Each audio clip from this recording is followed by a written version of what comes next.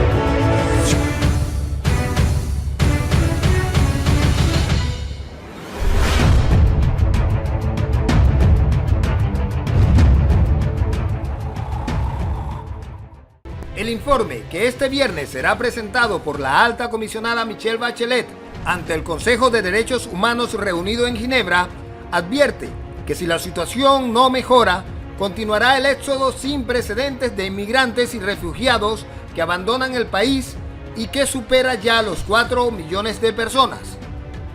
En el informe se encuentran incluidas 558 entrevistas sostenidas con víctimas y testigos de violaciones de los derechos humanos durante su visita a Venezuela, por espacio de 3 días el pasado 19, 20 y 21 de junio.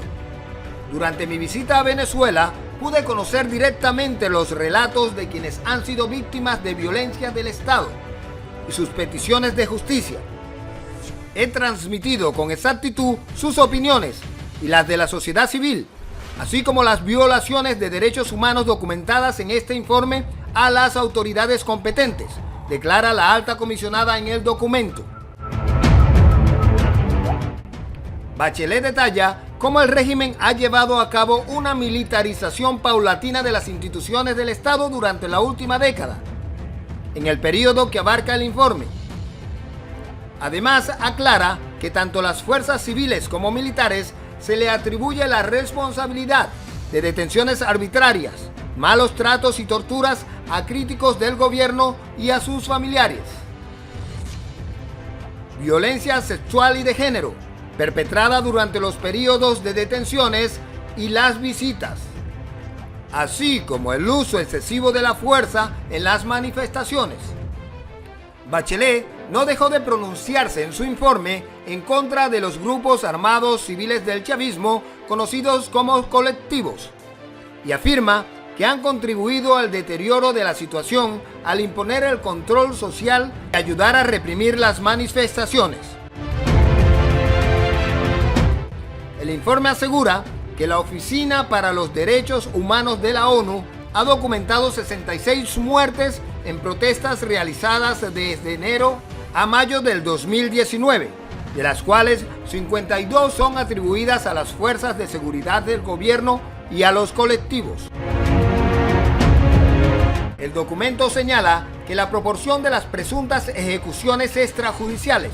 cometidas por las fuerzas de seguridad, en particular por las Fuerzas Especiales FAES, en el contexto de las operaciones policiales, ha sido sorprendentemente elevada. En el 2018, el régimen de Maduro registró 5.287 muertes, supuestamente por resistencia a la autoridad en el curso de esas operaciones. Entre el 1 de enero y el 19 de mayo, otras 1.569 personas fueron asesinadas, según las estadísticas del propio chavismo.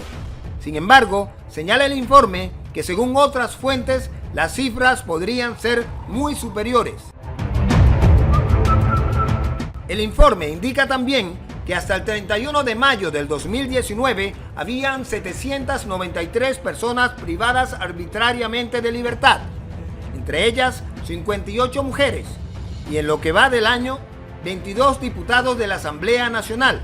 incluido su presidente, han sido despojados de su inmunidad parlamentaria.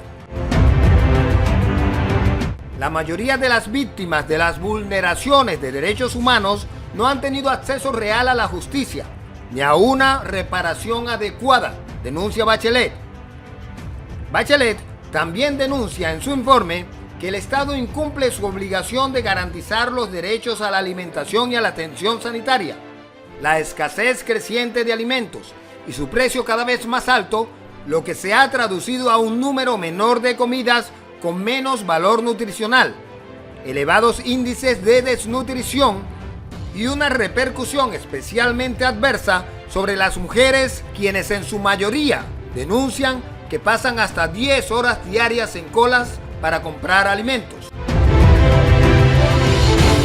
El informe se refirió también a la situación sanitaria del país y denuncia la gravedad de la situación de los hospitales,